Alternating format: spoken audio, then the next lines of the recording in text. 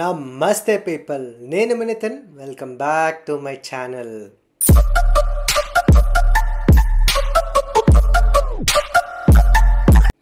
So ఇవాళ after a long break important topic తీసుకొని నేరుగా వచ్చేసిన. సో టాపిక్ ఏంటంటే, జర్మనీలో మాస్టర్స్ చేయడానికి టోటల్గా అయ్యే ఎక్స్పెన్సెస్ ఎంత, ఏమేమి ఎక్స్పెన్సెస్ ఉంటాయి అని డీటెయిల్డ్గా కొంచెం లిటిల్ రీసెర్చ్ కూడా చేసి నా ఎక్స్పీరియన్స్ యాడ్ చేసి యాక్యురేట్గా చెప్దామని రెడీ అయిపోయినా. మరి మీరు ఎంటైర్ వీడియో చూసి లాస్ట్లో లైక్ షేర్ చేయడం మర్చిపోకండి. సో టాపిక్లోకి వెళ్తే కనుక, ఫస్ట్ స్టెప్ మీరు అప్లికేషన్ ప్రాసెస్ అనమాట.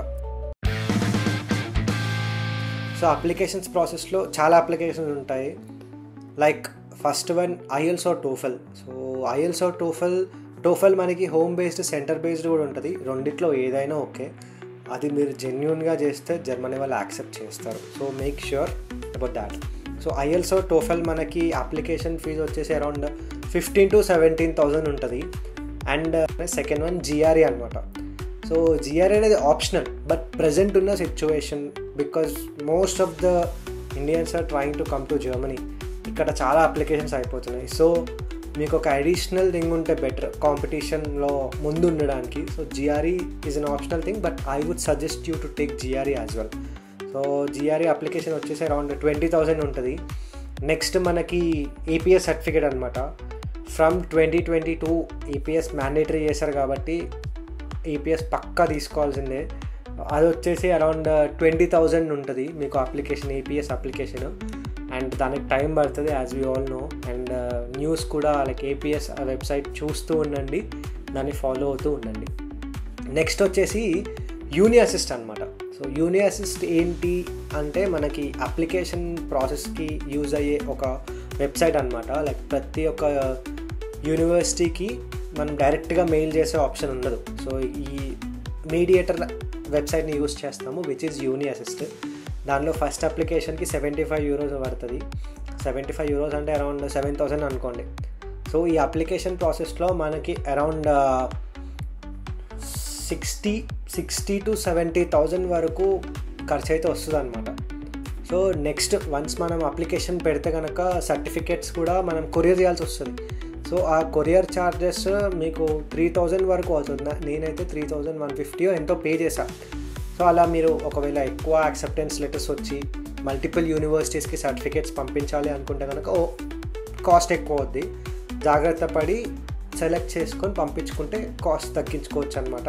సో ఇంక్లూడింగ్ దాట్ మనకి 60 to 70,000లో కవర్ అయిపోద్ది మొత్తం. అండ్ స్టెప్ 2 చూసుకుంటే కనుక ఇక్కడ వీసా అండ్ డాక్యుమెంటేషన్ అనమాట. సో మనము వీసాకి కావాల్సిన main thing blocked account. Blocked అకౌంట్లో మీరు పైసలు పక్కా పెట్టాలి కాబట్టి ఈ అమౌంట్ వచ్చేసి ప్రజెంట్ 11,300 euros అనుకుంటా, which is around 10.5 lakhs. Next మనకి వీసా అప్లికేషన్ అనమాట. సో వీసా అప్లికేషన్కి మీకు 6,500 నుంచి 7,500 వరకు ఖర్చు అవుతుంది పక్కా. సో అదొక 10,000 అనుకుందాం, వీసా అప్లికేషన్కి 10,000. అండ్ నెక్స్ట్ వన్స్ మనకి వీసా వచ్చింది అనుకో, ఫ్లైట్ టికెట్ బుక్ చేయాలి కదా మరి రావా జర్మనీకి. సో ఫ్లైట్ టికెట్ మీరు ఎంత తొందరగా బుక్ చేసుకుంటే అంత బెటర్. మనకి ఫ్లెక్సిబుల్ ఆప్షన్స్ ఉంటాయి, లైక్ డేట్ చేంజ్ చేసుకోవడం, టైమింగ్స్ చేంజ్ చేసుకోవడం. సో అది చూసుకొని బుక్ చేసుకోండి. సో ఆ కాస్ట్ వచ్చేసి మనకు ఒక 40,000 నుంచి 60,000 వరకు. సో 30,000 to 60,000 అట్లీస్ట్ ఎస్టిమేషన్ పెట్టుకున్నాము. సో అండ్ నెక్స్ట్ మనకి ఏంటి అంటే, ఇక్కడ జర్మనీలో మన నార్మల్గా డాక్యుమెంట్ జెరాక్స్ చూపిస్తే సరిపోదు, వాళ్ళకి పక్కా నోటరీ చేసి ఉండాలన్నమాట. సో అట్లీస్ట్ ఒక కాపీ అన్నా నోటరీ చేయించుకోండి. సో నోటరైజేషన్కి మనం ఒక 2,000 to 5,000 వరకు అనుకుందాం రఫ్లీ. సో ఈ స్టెప్ 2 ప్రాసెస్లో మీకు దగ్గరగా ఖర్చు 11.5 వరకు వస్తుంది. 10.8 నుంచి అదో లక్ష అనుకుంటే లైక్ 12 lakhs వరకు ఖర్చు వస్తుంది ఈ స్టెప్ 2లో. And next step 3 is the main part, which is జర్మనీలో సర్వైవ్ అవ్వడం అనమాట. ఇక్కడ లివింగ్ ఎక్స్పెన్సెస్ అవన్నీ. సో ఆల్రెడీ నేను ఒక స్టూడెంట్కి జర్మనీలో లివింగ్ ఎక్స్పెన్సెస్ ఎంత అవుతాయి అని చెప్పేసి ఒక వీడియో చేశాను, ఇక ట్యాగ్ చేస్తా చూసేయండి. అండ్ ఇప్పుడు మనము రఫ్ ఎస్టిమేషన్ వేసుకోవాలి కాబట్టి చెప్తున్నాను. మనకి రెంట్ వచ్చేసి 300 to 500 euros అవుతుంది, based on the area and the apartment you choose. Student DOMS అయినా లేదా షేర్డ్ అపార్ట్మెంట్ అయినా లేదా సపరేట్ అపార్ట్మెంట్ అయినా మీ పైన డిపెండ్ ఉంటుంది. సో ఆ కాస్ట్ వచ్చేసి అరౌండ్ 500 అనుకుందాము. అండ్ మంత్లీ మీరు పక్కా హెల్త్ ఇన్సూరెన్స్ పే చేయాల్సి వస్తుంది. ఆ హెల్త్ ఇన్సూరెన్స్ అరౌండ్ 120 to 140 వరకు ఉంటుంది, అదొక 150 euros అనుకుందాము. Next food and groceries. So food and groceries అయితే మనకి ఈజీగా 150 నుంచి 200 euros వరకు అవుతాయి. మీరు ఒకవేళ ఎక్స్ట్రా ఫుడ్ యాడ్ చేసుకుంటే కనుక ఇంకా ఎక్కువ అవుతుంది. అండ్ నెక్స్ట్ వచ్చేసి మనకి ట్రావెల్. సో ఒకవేళ మీకు యూనివర్సిటీ వాళ్ళు సెమిస్టర్ టికెట్ ఇస్తే కనుక 0 ఎక్స్పెన్సెస్, లేదు అంటే కనుక ఒక 40 నుంచి 60 euros వరకు ఖర్చు అవుతుంది. ప్రజెంట్ డీబీ టికెట్ కాస్ట్ కూడా పెంచేశారు. డీబీ టికెట్ అంటే మీరు ఓవరాల్ జర్మనీలో ఎక్కడికన్నా తిరగచ్చు అనమాట. సో అది 58 euros చేశారు. ఇంతకుముందు 48 ఉండే, 58 చేశారు. సో అది 58-60 euros అనుకుందాము. అండ్ నెక్స్ట్ ఒక మిస్లేనియస్ ఛార్జెస్, లైక్ ఇక్కడ మీరు రేడియో ట్యాక్స్ కట్టడం కానీ లేదా సిమ్ ఛార్జెస్, ఇంటర్నెట్, వైఫై అవన్నీ చూసుకుంటే కనుక ఒక 50 euros వరకు ఖర్చు అవుతుంది. సో ఓవరాల్గా మనకి మంత్లీ ఎక్స్పెన్సెస్ 700 నుంచి 800 వరకు ఈజీగా, 800 euros, రూపీస్ కాదు, 800 euros వరకు ఖర్చు అవుతుంది.